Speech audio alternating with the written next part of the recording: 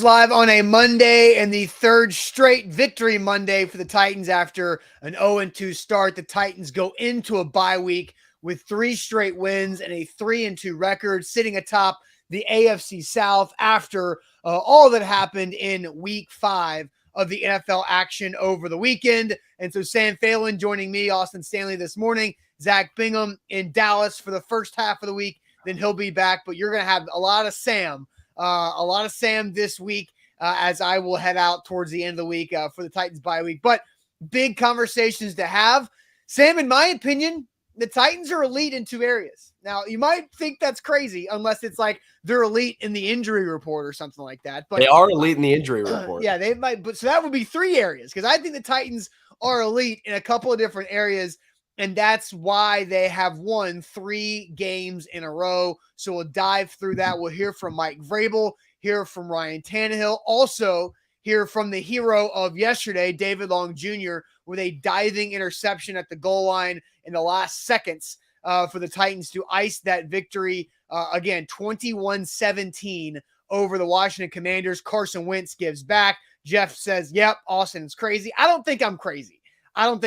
So we'll talk about the Titans and where they're elite at throughout. And we'll ask you guys simply, what do the Titans do best right now? Like, what are they best at right now? Then we have our laying down the law segment before we get into an Ask Me Anything Monday situation. Sam, welcome in. We're going to have a big week here on A to Z Sports. Big week and a big day. Another Victory Monday, like you said. Before our Victory Monday show, go ahead and share the show if you're watching on Facebook. If you're on YouTube, go tweet the link, share the link, whatever you want to do. Make sure that you like the video, you subscribe to the page so that you can tune in with us every morning all week this week and check out all of our content from practice videos to post-game interviews to all the different shows, the Buck Rising Show, the Primetime, all of these different things that we have going on. Tune in on YouTube. Tune in on Facebook, but you have to go share it. We want to get this out there to as many Titans fans as we can. Expand the conversation. It feels good. Another Victory Monday. Let's get everybody involved. Go share it before we get going. Yep, let's do it officially. Welcome into A to Z Sports, powered as always by the BetMGM app. I'm Austin Stanley. He is Sam Phelan in today and this week for Zach Bingham. Make sure you follow us all over social media because we are Nashville's on-demand sports talk network, and we go live every weekday morning at 8 Central Time on Facebook, YouTube, and Twitch. Find links to the show on our Twitter timeline, also our Instagram and TikTok to follow us there. But we got to thank our sponsors because they make it happen for us, and they help out you guys. With Wilson County Hyundai, check them out and make them a part of your new car buying process by going to see them in Lebanon or at wilsoncountyhyundai.com. The Bone and Joint Institute, boneandjointtn.org, the region's destination for comprehensive orthopedic and sports medicine care. Farm Bureau Health Plans get better with Farm Bureau Health Plans, better coverage, rates, and service. Get a health plan for you at fbhp.com/ATOZ. And Hughes and Coleman Injury Lawyers. If you've been injured in a car wreck, call Hughes and Coleman for a free case consultation at 800-800-4600. Sam, I always ask Zach because we always do the post-game show and then flip around less than 12 hours later and do our morning show on a Monday. Did you feel any differently, or how did you feel when you woke up after sleeping on the Titans win over the Washington Commanders after doing the post-game show yesterday? Yeah, I mean, it's interesting. We talked about this a little bit on the post-game show, but I've really had this feeling of, and I wrote about it on A2Zsports.com on the website, but an overwhelming optimism, I think, this week about the Titans that I don't think was there in the weeks prior. And seeing that 3-game win streak going into the bye has really given me a sense of optimism towards where the Titans could be headed. And there's been a lot to pick apart and a lot to complain about and a lot to criticize the Titans for. But just hearing everybody speak after the game yesterday, really diving into some of those quotes, some of the numbers, really feeling a sense of optimism for the Titans being in first place in the AFC South and heading into a bye week where you hope they can finally correct some of the things that they have struggled with in terms of health and in terms of game planning, some of these different things. but a much different tune for me than I think I was even after Indianapolis when they played a pretty similar game where I was kind of like, yeah, I don't know how sustainable all of this is. And I still don't know if it's sustainable, but I'm choosing to take the viewpoint of positivity going into the bye week. I don't want to be sitting here going into the bye week dwelling on everything that went wrong. And I'm sure we will get into some of those things throughout the week as it transpires, but it's Victory Monday. And I want to celebrate a victory and celebrate first place in the division. So that was my takeaway this morning. Just waking up in first place, Titans fans got to feel pretty good. And so optimistic from listening to the players and Mike Vrabel talk about it. Is that what you're thinking? Because I've seen so many negative things from the fans after the game, like Caleb Farley, the offensive line sucks, can't score points, no weapons. The defense gives up a million passing yards. I've seen those things from the fans, but you're talking about from the players. Well, I mean, it's from the players. The fans have every reason to be upset too. I'm not going to sit here and say like, oh, you shouldn't be complaining. You can't point out the negative things with this team because there's a lot that went wrong and they should be looking to get better. But I do think that there is a sense of somehow with all that has gone wrong, they're still in their position that they're in and they have an opportunity to correct those makes moving forward. I loved, and it's in my article that I mentioned on A to Z Sports. I loved what Kevin Byard had to say when he talked about the Titans culture being stronger than some of the adversity that they faced. And that Titans culture is about facing that adversity and seeing how you respond. And to this point, to their credit, the Titans have responded each and every time they faced adversity so far this year and given me reason to believe they will continue to find a way until they don't. And so until they do that, and until all of these mistakes that we are all aware of start to really bite them in the butt in the scoreboard, enjoy it. Enjoy it while it's 3-2. Enjoy it while it's first place and hope for the best, especially with 2 weeks to get right. Yeah. Nate says Fat Randy, Titans should be 4-1. Let's see some more. Karen says, love Sam's positive attitude. Mitchell says Sam is delusional. And then I do see Kevin, damn, 46-yard missed field goal away from 4-1. Yeah, that's the reality. I don't love doing that either, though. I will say that it's easy to be like, oh, you're a kick away from 4-1 because you are. I mean, the spin zone of that is you are one play away from David Long not intercepting Carson Wentz and a 2-point conversion away from being 2-2 and an overtime game with the Raiders, right? And maybe being 2-3. So, I mean, football comes down to one play and, winning in the margins is a big part of what goes into your record. So yes, Randy makes that kick. You're 4-1 right now, assuming everything else goes the way it did, but they've also put themselves in a position where, the margin of error is this small, right? And they can't afford to make any mistakes. And if they do make mistakes, we're in a different world. But so far they have pulled through in those tight games. Yeah, and another good stat that is absolutely spot on. Titans Kyle says the Titans win 67% of the one-score games under Vrabel. It might not be pretty, but that's a reason to be optimistic. And if you want to go 67%, it's up this year. They've played 4 one-score games so far this year, and they have won 75% of those, right? So, yes, Randy Bullock's missed field goal makes you wishing and thinking this could be differently, but the Titans got some breaks to go their way at the end of the other games too. But here's Mike Vrabel after that game yesterday talking about the Titans winning 3 in a row. We took it pretty good against Buffalo on a Monday night, came back on a short week, and we found a way to win 3 games in a row. So I think that this bye week is going to be a great opportunity for us to catch our breath, to get some guys healthy. We got some guys that play a lot of football for us just because they have to, and we need to take care of them. So Mike Vrabel's absolutely right. A lot of the guys are struggling going through those games, and we've seen Christian Fulton a few weeks ago fight through an injury against the Raiders and have to play through it. We've seen Danico Autry go out with a back and having to play through that as well. And guys just playing a lot of tough football there at the end. And hopefully, for the Titans' sake, they can get some of these guys healthy after the bye week when they welcome the Indianapolis Colts back to town. So, Sam, you've talked a lot of positivity. Let's continue that by asking this question to everybody and get the chat more involved. What do the Titans do best right now?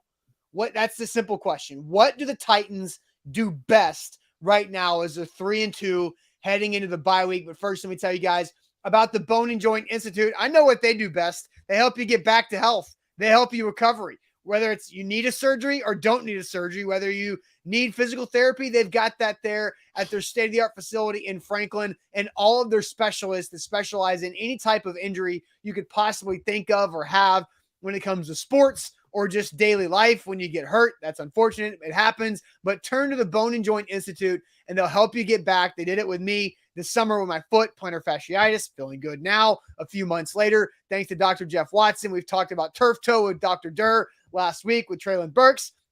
They've got you covered. boneandjointtn.org. And today's show is brought to you by BetMGM. If you're looking to get involved in sports betting this football season, BetMGM's the place to be, right? That's where I go. That's where Austin goes. We were talking about it on the post-game show yesterday, and during the game, we had a couple Titans bets going that were pretty successful for us along the way. And right now, BetMGM is giving you a risk-free bet on pro football up to $1,000. You make a deposit and you use promo code ATOZ Sports on BetMGM. That's risk-free. So if you're looking to get involved, it's easy to kind of be like, wow, well, I don't want to lose any money and kind of get cold feet with getting involved with sports betting. Risk-free is the best way to do it, and it's up to $1,000 on BetMGM with promo code ATOZ Sports on any pro football bet. You can do it today, Monday Night Football. There's still time to get involved in Week 5 action, so if you have a bet you want to place, do it on BetMGM.com or the BetMGM app. All right, Sam Phelan is in for Zach Bingham today. Zach will be back on Thursday, but that's when I will head out for the weekend. But great week coming up with a lot of Sam, our Titans reporter for AtoZSports.com, filling in this week. So the question we asked, and Sam, I'll send you to the chat. What do the Titans do best right now? I see some jokes like give people ulcers, but what do the Titans do best right now as they're 3-2 on a 3-game win streak going into a bye? Yeah, seeing a lot of answers right here. Let's see. We've got a lot of Stonehouse I'm seeing. Yeah. This team is resilient, but how long can that last? Let's see what else we got here. They find a way to win. Derrick Henry stopping the run. Here's a fun one. Raise my anxiety level. They do tend to do that each and every week. The defensive line find a way to win. Big King Henry. Stonehouse, red zone scoring, punt coverage. There's a lot of different answers here, Austin. A lot of people with different opinions. Good in the red area from Orlando.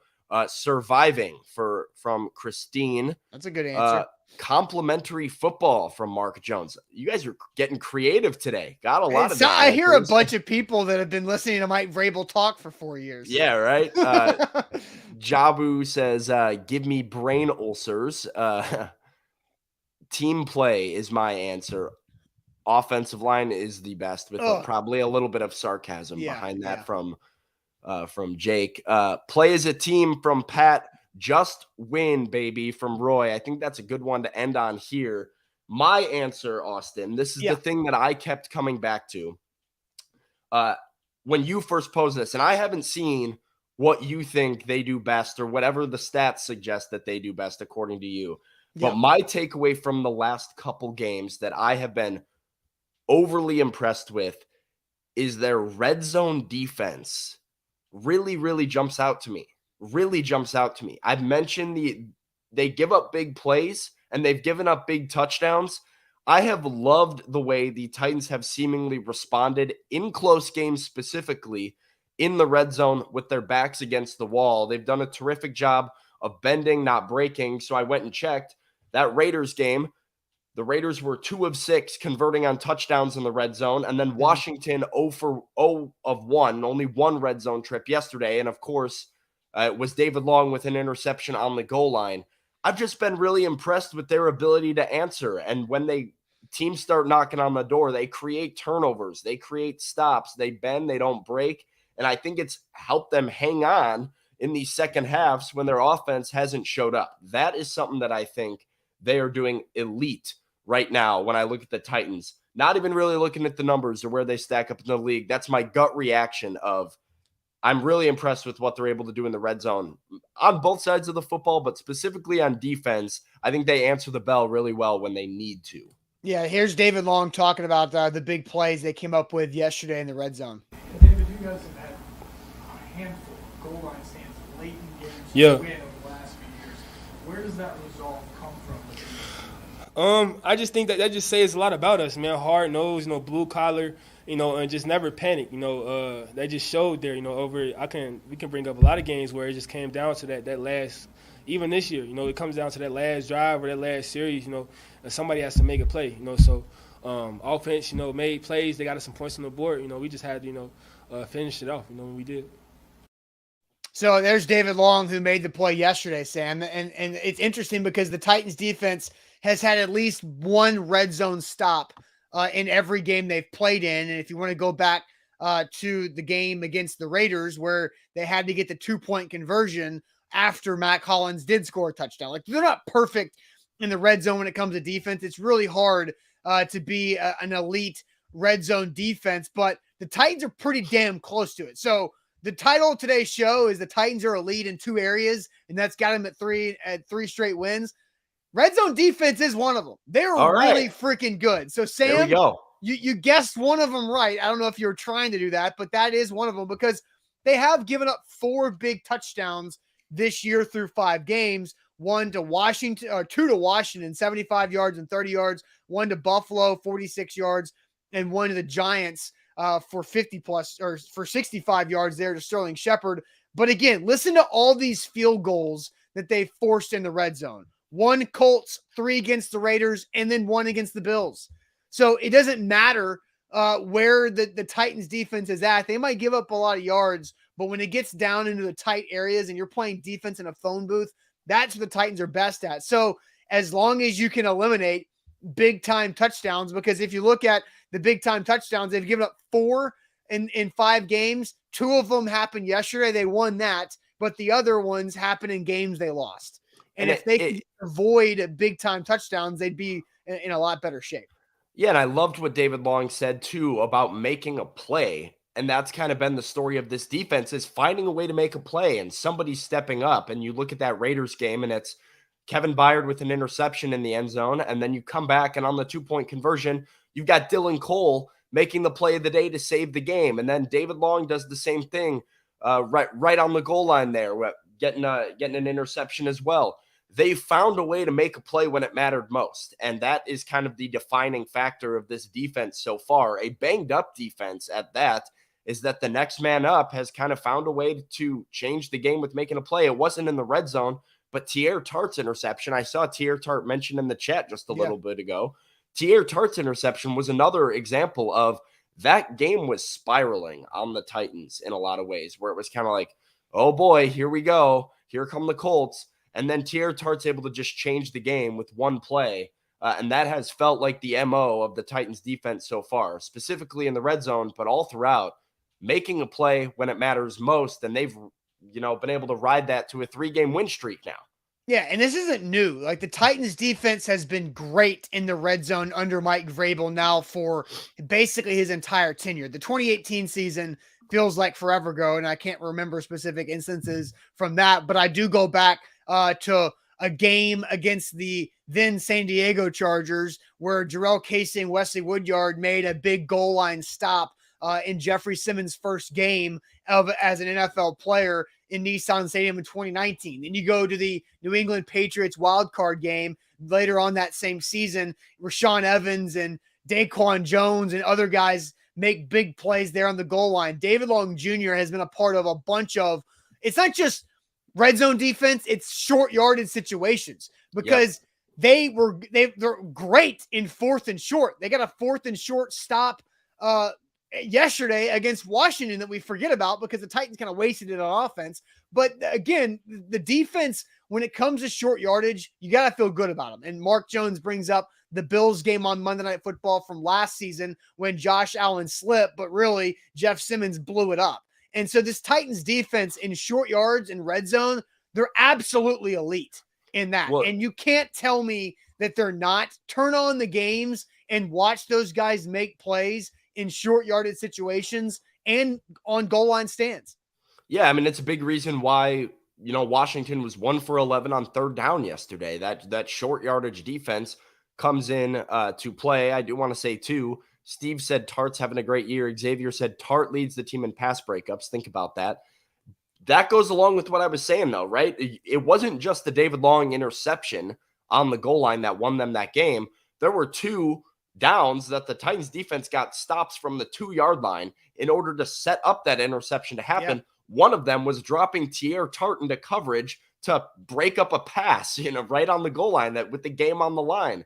So that's been this defense. Is like, if you would have told me they had Teair Tart dropping into coverage, trying to guard, I don't even know who it was, but a 2-yard slant and he needs to come up with a pass breakup in order for the Titans to win, I would have been like, I don't know about this one.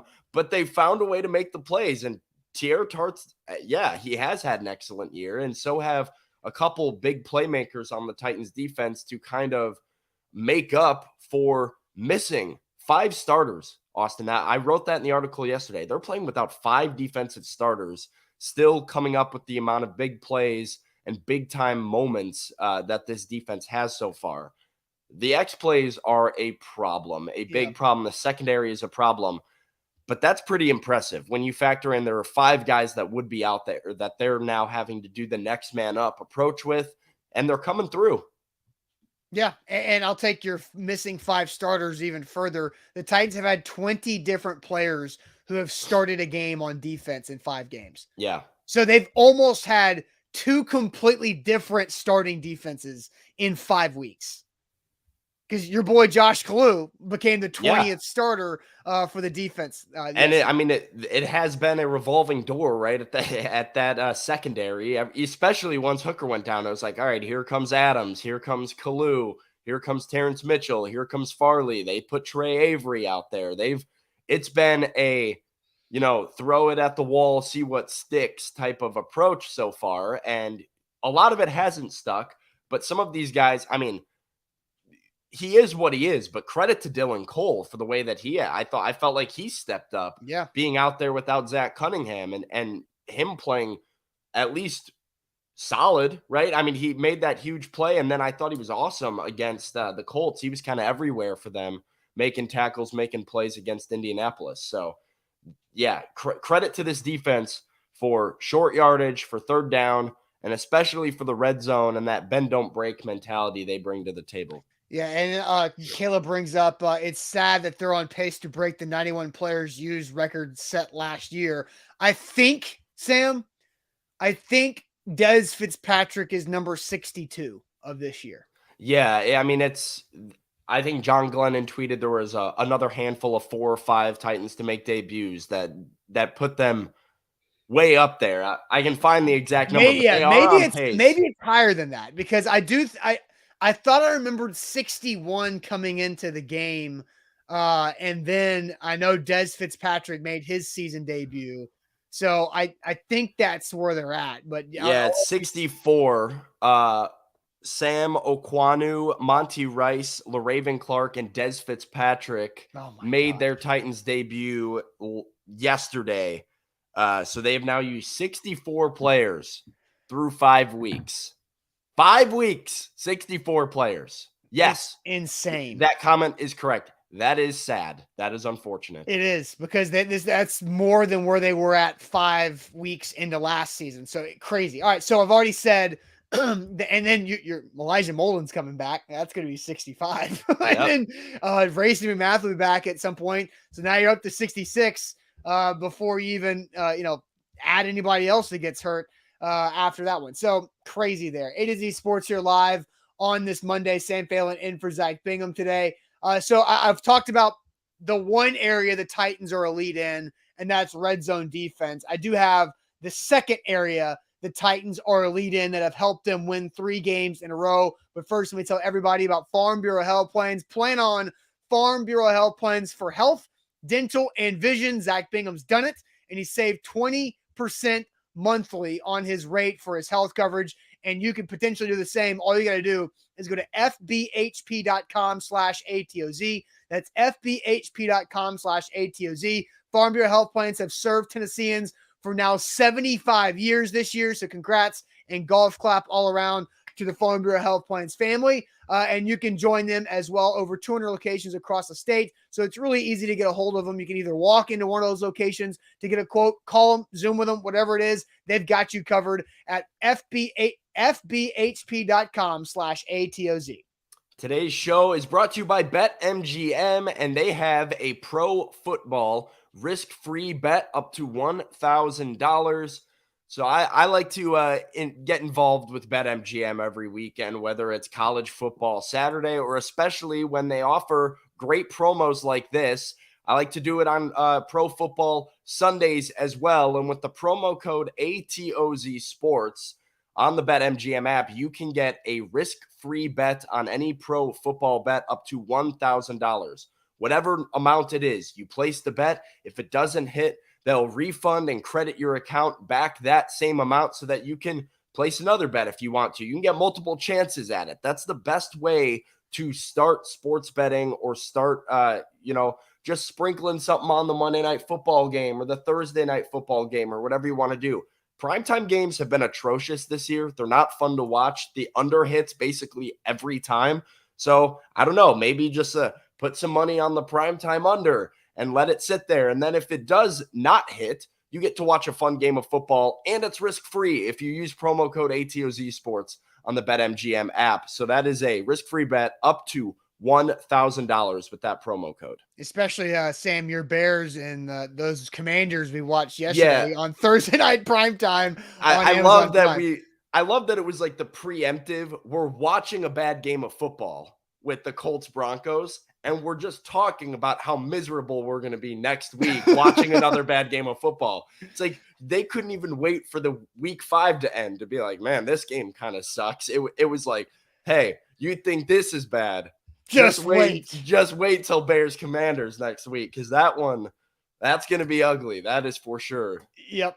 All right, so Sam, the Titans are elite, and hey, how about this? A perfect time to reset, because MF Loco on YouTube says, "What 2 areas was it? I missed it." Well, here you go. The first one is the Titans are elite when it comes to red zone defense and forcing teams to kick field goals or getting a big time turnover like they did yesterday with David Long. The second one is red zone offense. So it's both sides of the football inside the 20. The Titans are elite at, and this is actually tangible. The Titans are the number 1 scoring offense in the red zone in the NFL. They have scored touchdowns on 12 of 13 possessions in the red zone this year. One more time. 12 of 13 touchdowns scored in the red zone this year, and then they kicked the field goal. So that's 100% scoring in the red zone this year. And if scoring touchdowns in the red zone this year, they're right there with Randy Bullock kicking a field goal against the Giants, the only time they didn't score a touchdown in the red zone. So the only problem, Sam, is that they only have 13 trips in the red zone in 5 games. No, yeah, it's something they've done really well, something that they've emphasized in practices and stuff too. And it makes sense, right? Because the story has been a dominant first half where it's like touchdown drive, touchdown drive, touchdown drive. And then when they're not scoring, it's not like they're getting into drives and then just stalling out. It's just there's no offense at all. It's just like when the offense isn't working, it's not because they're not clicking in the red zone. It's just they never get into the drive to begin with. And if the Titans can find ways to get into those drives and get down the field, get into plus territory, that's where they've had success. And credit to everybody involved, Todd Downing and Ryan Tannehill for his efficiency down there and lack of turnovers in the red zone. That's been huge for that statistic as well. And then obviously Derrick Henry and just what he's been able to do of carrying them down there, getting them in a good spot where I think a lot of the touchdowns have either come from Derrick Henry or from a direct decoy to Derrick Henry on a play action and like the dump off to Jeff Swaim, or faking the pass and giving it out to Dontrell Hilliard as we saw yesterday. So that's where they've been great. They just have to find a way to now make those more frequent and get into those drives more consistently. Absolutely. You're making me clear my throat there on that. But yeah, Derrick Henry has 5 touchdowns so far this season. All of them were coming from inside the red zone. so far this year. Ryan Tannehill has 5 touchdown passes and 1 touchdown run, all in the red zone. The only touchdown, here's the other problem. There's 2 problems with this, is that they only average 2.6 red zone possessions per game. You just stack on more of those and maybe you get a lot more points. And then the second problem is they only have 1 touchdown scored this year that was not in the red zone. And that was a 23-yard catch from Dontrell Hilliard in the New York Giants game. So that's the whole lack of explosive ability there and just not having a game breaker. Derrick Henry has shown he's got the capability of doing that. I think Dontrell Hilliard you can watch him and say, yeah, that guy can break a big run, whether it's or catch 30, 40-yard touchdowns. And then outside of that, like who's that guy that's just going to yak you to death and score touchdowns or just blow by people? That's where you're missing Treylon Burks and Racey McMath. Even NWI, he had a chance there in that 60-yard completion, but he got touched down at the end, couldn't keep his feet there at the end of it to get a big-time touchdown right there for the Titans in explosive play, but that helped the red zone scoring stats. Yeah, I mean, that's what it comes down to, right? How often can you hit those big ones to get yourself on the goal line? Yeah, and somebody asked there, why come Robert Woods is not that? That's just not the player. Yeah, it's never really been Robert Woods. Maybe back when he was really young, but Robert Woods, and this is what my expectation of was of him coming in, is he's more of a win a one-on-one, get the ball out quickly. It's an opportunity for Ryan Tannehill to get timing routes and slants and just get the ball out of his hands fast. That's what Robert Woods is. Yeah, I'm looking at Robert Woods' stats. I'm just going to list off his long catches of seasons. Like he had a couple years in LA where he was over 1,000 yards. 1 year in 2018, he had 86 catches. His long catch was 39 yards. The next year he had 90 catches and the long catch was 48 yards.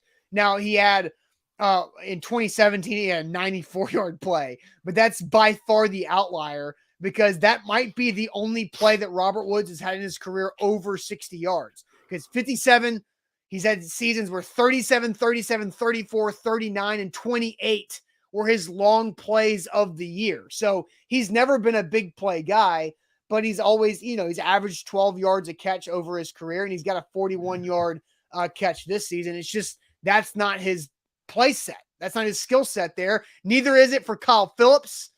Austin Hooper's had some big plays back when he was with the Falcons, a lot younger in his career, but it's not that right now for what he's done in Nashville. No, these are guys that are supposed to make them more efficient on third down, right? That's kind of what Kyle Phillips and Robert Woods are individually, is guys that can win one-on-one matchups and be targets on third down. And Austin Hooper is supposed to be a big target that Ryan Tannehill can turn to on third down. They haven't found a ton of chemistry yet. I don't know what's going on with Kyle Phillips. I don't know if it's still injury that he's not working into the offense quite as much as he was to begin the year. I'll tell you. Yeah, go ahead. Tell me. The offensive line sucks. Yeah. So, I mean, it's hard. It's hard to go small on wide receiver, right? Yeah. So the offensive line's terrible. And so you have to keep an extra blocker in. And so that means Kyle Phillips stays on the sideline. Yeah, that's why we've gotten the heavy dose of Cody Hollister, Jeff Swaim, all these different guys, because that is their block first team. And they've kind of needed all the help they can get. That's why I brought up Hassan Haskins the other day. But yeah, these are Ryan Tannehill's third down guys. And what's unfortunate is now you have Ryan Tannehill's 2 downfield big play guys in Treylon Burks and Racey McMath on the shelf.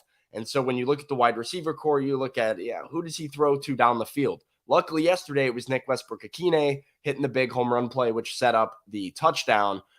But you have to find those more frequently. As good as they are in the red zone, good NFL offenses nowadays have explosive offenses. Did you watch the Buffalo Bills game yesterday? I mean, no, I didn't because I was locked in. I don't know if you got the chance to see it back. There was a point in time in the first quarter, Gabriel Davis had 2 catches for 160 yards and 2 touchdowns. That was his I did see that. Now, it was almost Donnie Brown trying to do the same thing to the Titans defense yesterday. Well, and look what it did to Washington, who was terrible on third down, who was terrible in the red zone, who struggled to run the football, and you hit a couple big home run passes to Donnie Brown. and they almost stole the game from Tennessee. That is NFL offense nowadays, and the Titans have to find a way to hit explosive plays more frequently. It was good to see a couple of them yesterday, and hopefully you get a couple of those in the running game. All of Derrick Henry's big-time runs have been called back so far this year.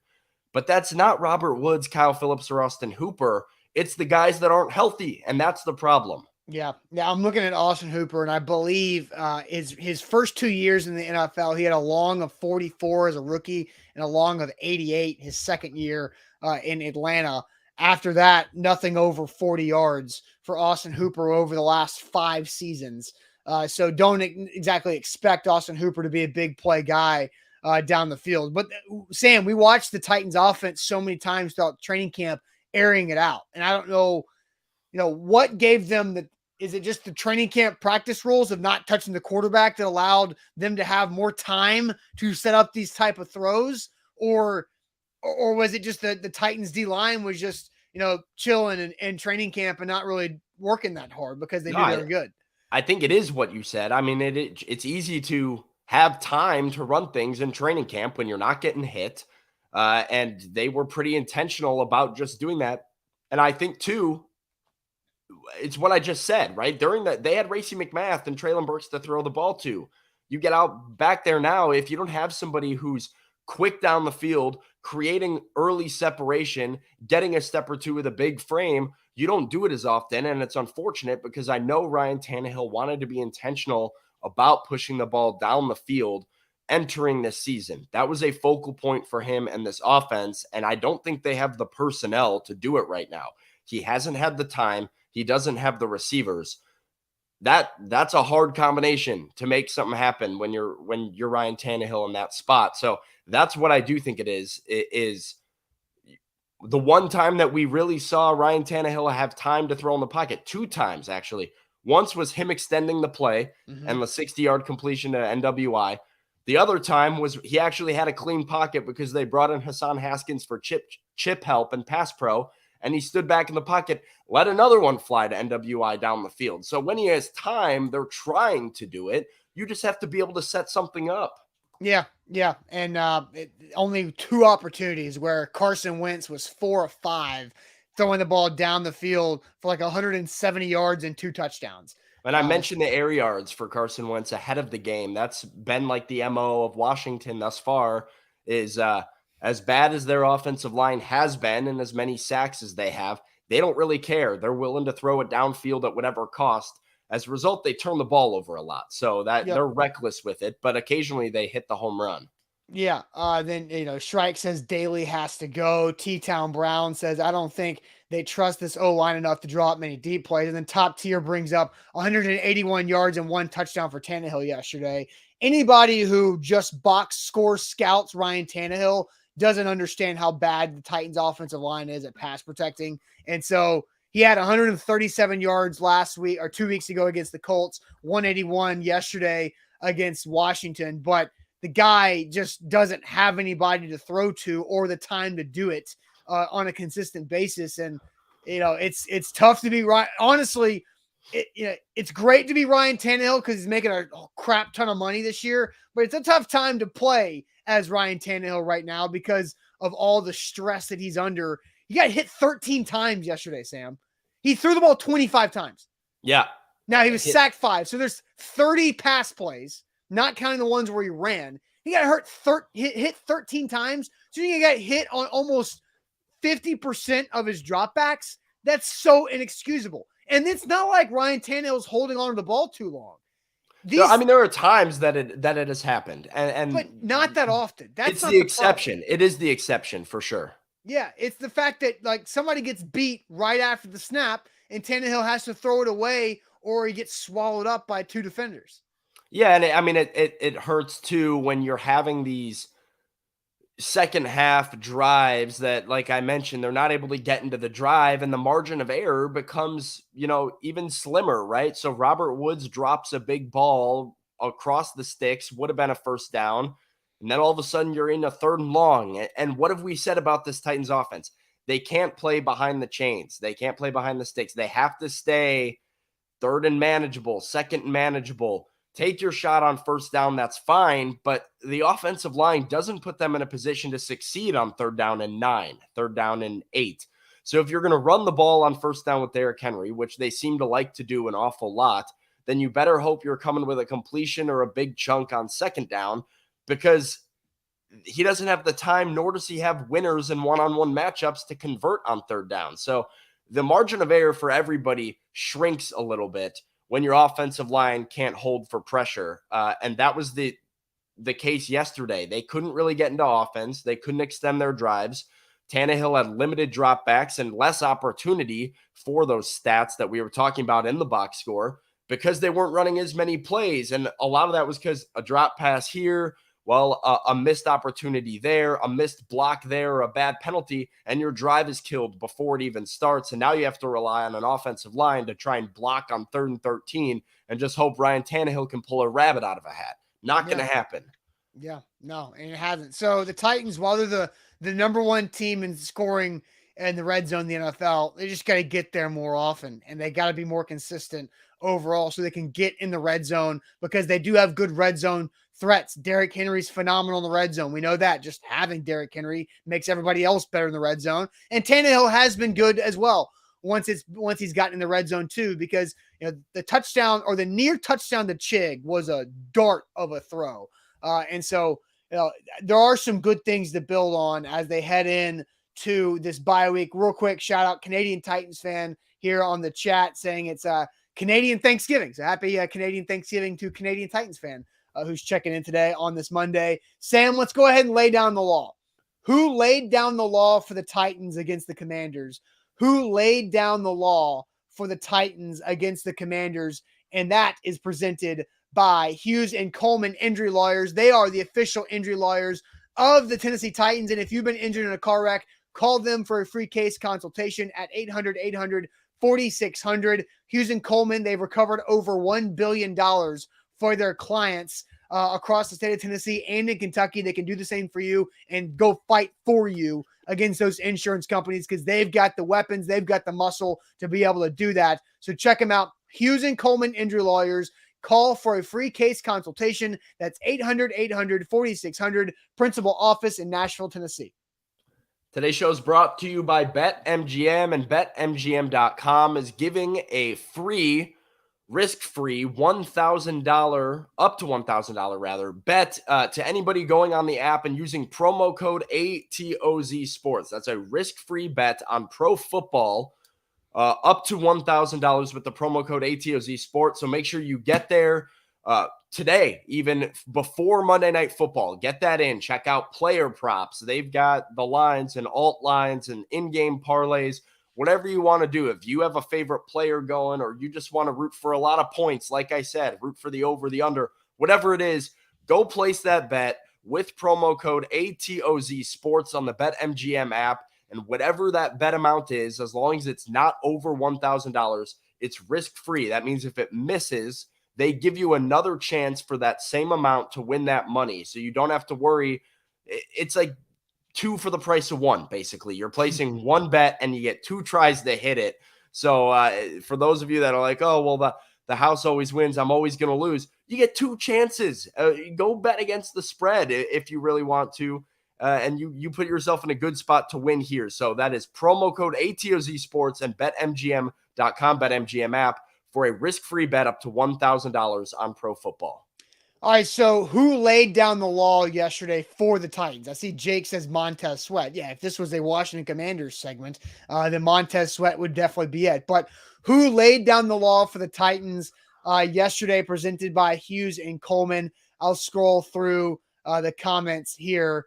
I see some Derrick Henry laid down the law. Jake says Ryan Stonehouse 5 weeks in a row. Adrian says the defensive line. Karen says David Long Jr., Derrick Henry, and Stonehouse. Zach Goodman said Danico Autry. Roy saying the defense laid down the law. Simmons, the law firm of Simmons, Autry, and Long. You got to come up with nicknames now. Let's see. Anyone remember Long getting pancaked by Carson Wentz? Yeah, David Long got the last laugh. Carson Wentz. I don't remember that. I just remember the interception. Carson Wentz might have blindsided David Long And Carson Wentz might weigh more than David Long Jr. I actually think that's probably accurate. Yeah. Carson Wentz. I saw you had to correct somebody that said Carson Wentz put that hit on Danico Autry, and we were like, "Oh, all right, hold on. No, he did not. No, he There's didn't. Big difference there. Yeah, Carson Wentz definitely weighs more than David Long Jr., but David Long Jr. intercepted Carson Wentz to send Carson Wentz back home as an 0-4 against the Titans in his career. Caleb says Autry just bullied people yesterday. Tiffany says Autry. Steven says Autry coming back after getting hurt. Jeremy Michael says Henry, Tannehill, Long, Simmons, and Stonehouse. Sam, who laid down the law for you yesterday? All good answers. Danico certainly did. David Long with the big play. I'm going with King Henry. I'm going with Derrick Henry for laying down the law. He impressed me a lot just with he put this offense on his back in the first half with as bad as the pass protection was and all these sacks and all the negative plays. And as much as they couldn't get going in the passing game, when they did get the passing game going, it had a lot to do with Derrick Henry. And he was just running over guys, fighting for first downs, carrying them down the field. He laid down the law, and this is maybe the third straight week now that we've seen him have a really, really big first half, and then not much in the stat column in the second half because the offense just hasn't been out there quite as often. But a huge first half for Derrick Henry again. The last 2 weeks now, Austin, I think he has began to re-announce himself to the NFL as, hey, remember me? Remember when everybody wrote me off because I hurt my foot in Indianapolis? Remember when I had a slow first 2 games of the year and everybody started talking about, oh, Nick Chubb and Jonathan Taylor and all these running backs that were better than me? No, I can carry an offense to a win by myself. I can put this offensive line on my back. I can run for 110 and 2 touchdowns. I can take us to the red zone. I can run over defenders, and I can get the Titans to 3 straight wins and back into first place. That's what Derrick Henry has done over the past few weeks. So he has been laying down the law week after week, and we got to put some respect back on 22's name. Not that Titans fans aren't. I know everybody respects Derrick Henry, but nationally, football needs to respect 22 a little bit more because what he's been doing, if you're really watching the Titans games, it doesn't pop in the box score, right? He had just over 100 yards. Like I said, it wasn't a crazy 200-yard performance. But if you're watching the Titans, Derrick Henry is him. Like, he is the guy. He has been doing it and has stayed doing it, and he's carried the Titans back into first place. Yeah, and after a slow start, because the Buffalo game, he was basically non-existent because of the flow of that game. But Derrick Henry, all of a sudden, back into the top 5 in the NFL in rushing yards this season. Yeah. Now, he's done what else it with do you expect? Yeah, he's done it with a lot more carries. But, I mean, Nick Chubb is having a phenomenal year. He's averaging over 118 yards a game, nearly 600 yards through 5 games, and also 7 touchdowns. Derrick Henry's second with 5 in the NFL. But, Derrick Henry, 104 carries, 408 yards. He's only averaging 3.9 yards a carry, but anybody who watches that sees that he's having to, like, there was a 2-yard run, a 3-yard run on 4th down that Derrick Henry had to work so hard to get 3 freaking yards. And I think Derrick Henry is a good option for laying down the law. But what I've mainly been impressed with too is the adaptation of Derrick Henry so far in 2022 to make himself a pass catcher when he knows the Titans have needed it most. That has been a focal point of their offense because, like we've mentioned, they don't have a ton of time in the pocket and they don't have a ton of wide receivers to create separation one-on-one. So Todd Downing is having to get creative of how can I get the ball in my best playmaker's hands in space. And that's through the passing game so far. And that is not part of Derrick Henry's game, has never been part of Derrick Henry's game. And he's been intentional about putting in the work and about changing his mindset of how he views himself as a player to, hey, get me the ball any way possible. Let me make something happen. I don't care how it's in my hands as long as it's in my hands. And I've been really impressed with Derrick Henry's ability to have success as a pass catcher for the Titans and have as many big plays as he has on some of their most important drives. Yeah, so if you look at it, Derrick Henry and Nick Chubb, they're not that far away when it comes to total yards overall of yards from scrimmage because Derrick Henry's got 120 receiving yards so far on the season. So laying down the law for you, Sam, you went with Derrick Henry. I'm going to go back to Jeffrey Simmons. I mean, Jeffrey Simmons is an absolute stud. And, he hurt the Titans with the roughing the passer. And while people might think that was a ticky-tack call on Simmons where he hit Carson Wentz in the helmet, technically that's a roughing the passer. You cannot hit the quarterback in the helmet with your hand. I don't care if you're. I don't even know if he hit him in the helmet. He did. He got him in the forehead. Like it's like you watch it and you see it. And while you might think there was not a lot of force behind it, it doesn't matter. That's the situation. But then, like the next play, I think Jeffrey Simmons rage sacked Carson Wentz and thought Carson Wentz was the ref that called roughing the passer on him because he just bulldozed Andrew Norwell, who used to be a Pro Bowl guard.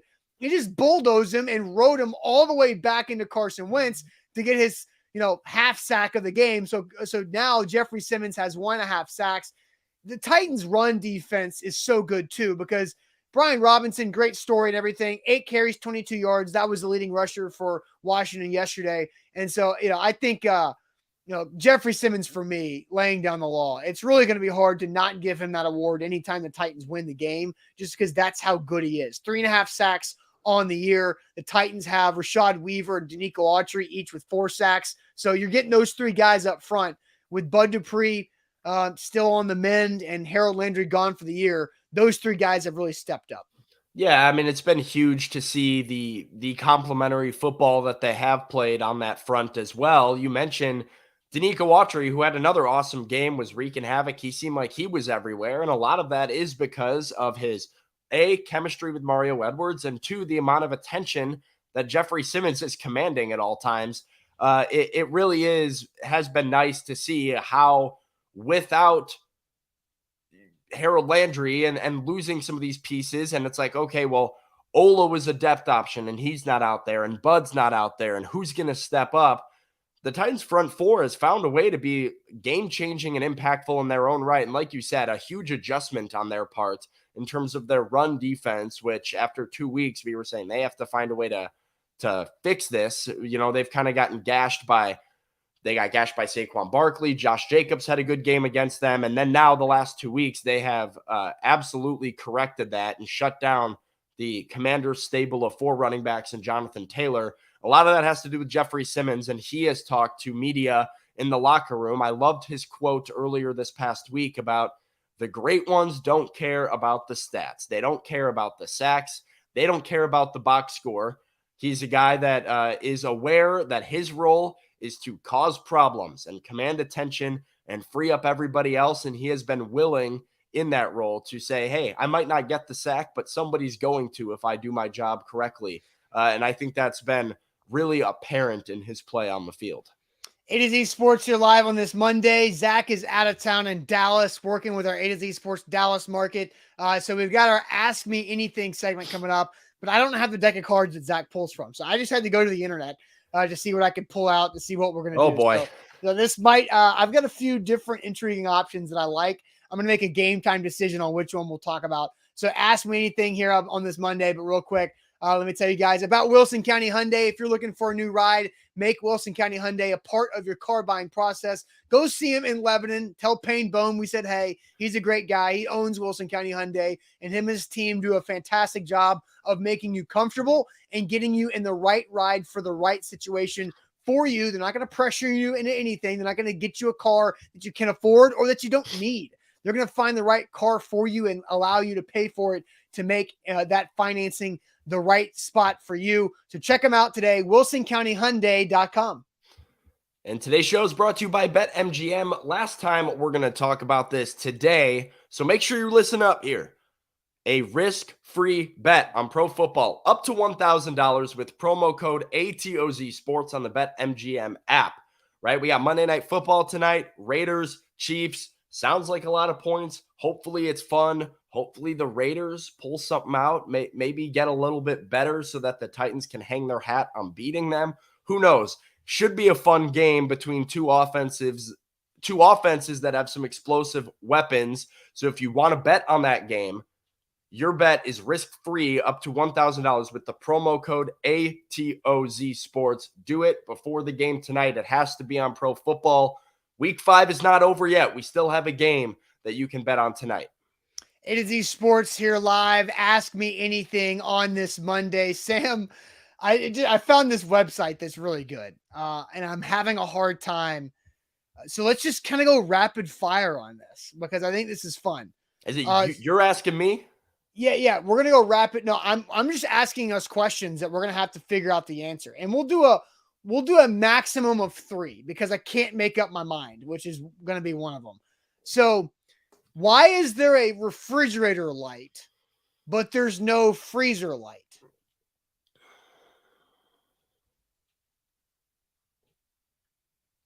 That's a good question. Why is there a fridge light, but there's no freezer light? Does anybody have a? Yeah, I don't even have a response to that. Mark says it would. Mark says it would freeze, but like, Mark, the outside lights that you have, it's colder outside than it is in the freezer. Okay. People are saying their freezer has a light too. Like I'm seeing a lot of this. Like your freezer that's attached to your fridge. Like I've seen like a big freezer that has a light that open because it's big. Mine but doesn't. Yeah, I've never seen. Well, I guess do you have one of those freezers that's on top or on bottom? I have the top freezer.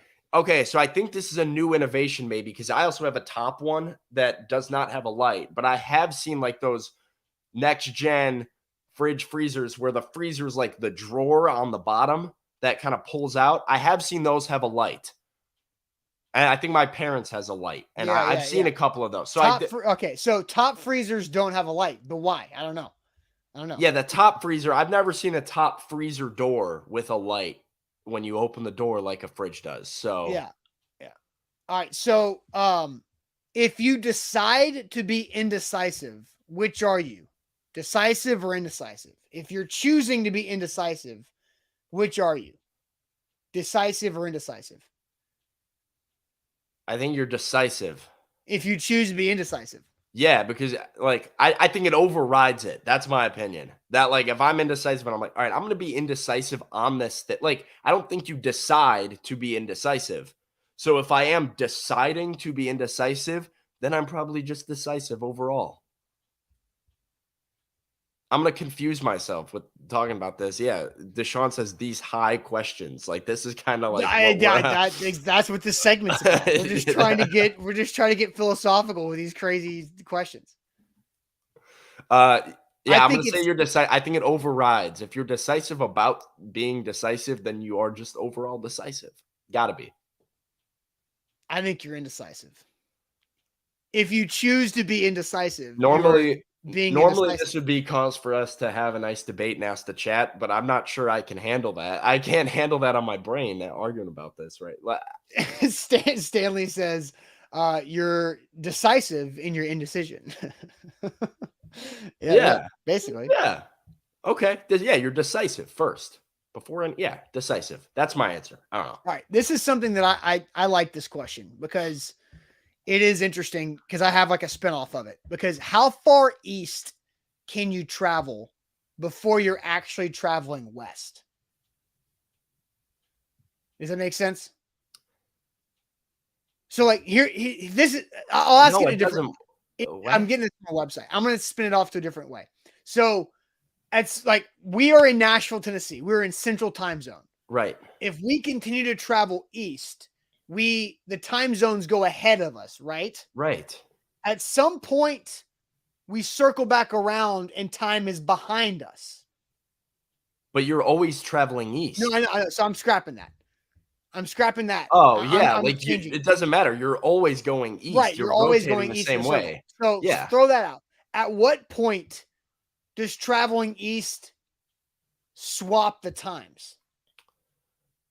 Does that make sense? What do you mean the times? The time zones. Because if you travel... Oh, it's like you gain an hour, lose an hour type of deal? Yes, because at some point, if you keep going east, you're going to... Well, it would be... I don't know what the exact answer is, but it's whenever you are at the 24-hour time mark. So then you just like hop over and you gain a day? Yeah, which is probably at the exact... Yeah. Yes.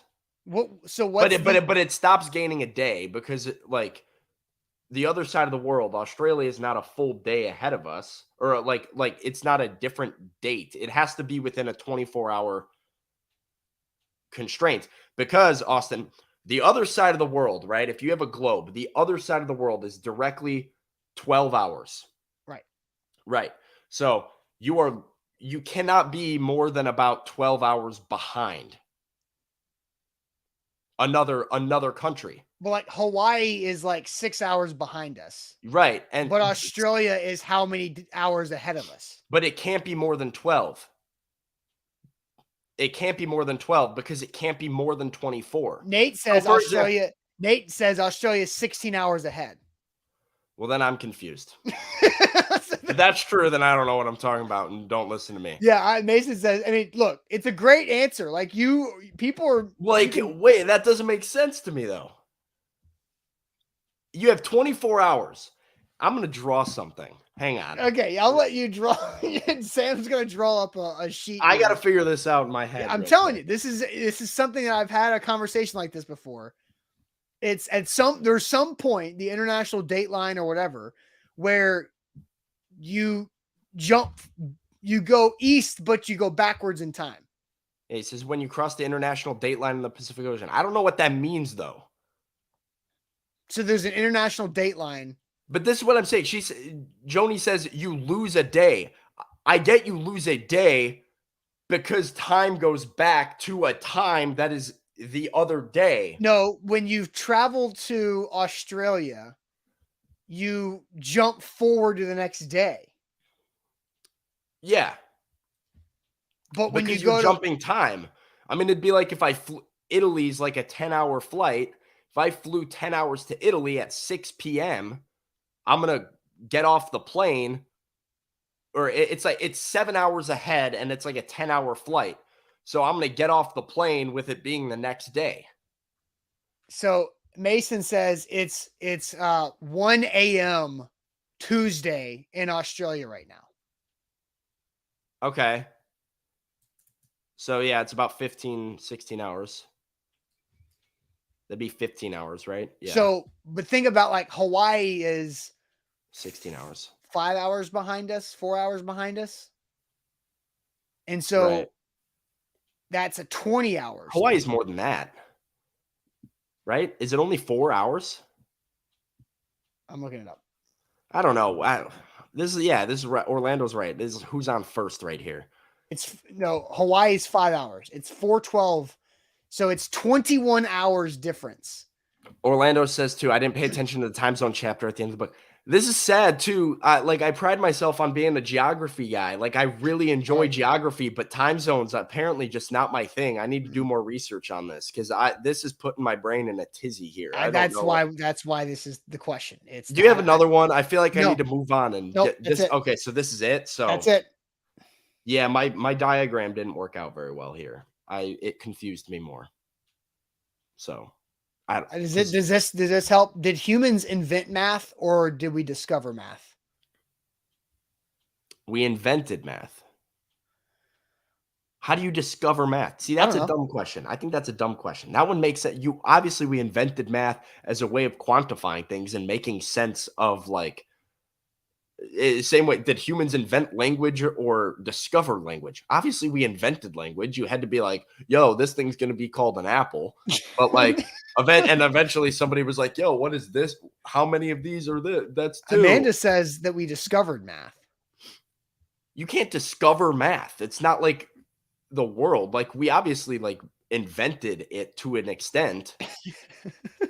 Ryan says, absolutely discovered math. Dude, there's no way we discovered math. Andre, tell me how did we discover math? Everything around us is a mathematical equation. Correct, but we had to invent that to quantify it. I'm not. What do you mean? Discovered math. LeVar, our bodies are math, so it's discovered. Hang on, I'm jumping LeVar. We discovered math; it would exist without us. How, William? If nobody's doing 3 + 3, 3 + 3 does not solve itself. Somebody has to solve it. The ideas of math. Sam, you're wrong, dude. Everybody is saying that we discovered math. They're not getting what I'm saying. Obviously, like things like the general ideas of math are true. Humans invented numbers and math as a way of quantifying the things that are true. I just think we were gonna end on something other than the time zones so you could like calm, but this just got you so up in arms. Well, I don't know what's math's true definition. That's the real question, Jarrell, because I view it as obviously there are things in the world like the equation of gravity, for example. Like there is a formula for gravity, the rate at which things fall. Correct? Yes. Yeah. That is correct regardless. And if we're not here, that equation still exists. But we did not just discover that equation. We had to do it already existed. I reject that thought. How is that like somebody had to be like, yo, this thing takes so long to fall and this thing takes so long to fall, and then piece together a way of quantifying numbers and times, and those like that was human calculation. That we didn't just stumble upon those things. How do you feel? Are you glad that I asked another question, or do you wish we would have not asked the math question? No, because I feel even stronger about this one. Orlando, who invented numbers if we invented math? I think we invented numbers. Like the same way we invented words and languages and how to write and all these things. Like somebody had to. Sam going to Google after this to explain that math already exists. Yeah, we'll see. I will be going to Google after the here. Zach says Einstein had to create the equations to explain that math exists. Thank you. Where is that? Put the pin there. No. Einstein had to create equations to explain that math existed because Einstein discovered. To me, creating the equations is creating the math. Like that is math. Equations are math. Theories that he explained theories. He explained nature through quantified equations of numbers. That is the math. I don't know. How do you feel right now? I don't know. We'll see. Well, it probably depends what I find on Google later, because I will come with receipts, but if I come with receipts, I was right. If I say nothing, I was wrong, and we're not going to talk about it. All right, there you go. We'll see you we'll see you tomorrow on a Tuesday. A to Z Sports, great show today. Buck Rising live tomorrow or live tonight. A to Z Sports primetime. And Sam, you're about to head to the Mike Vrabel press conference later on today before the Titans officially have the bye week. Make sure you subscribe to us on YouTube and check us out because we've got tons of content from Postgame Locker Room yesterday from Buck up in Washington and more live shows and reaction throughout the week. So we'll see you guys tomorrow on a Tuesday. Appreciate it as always.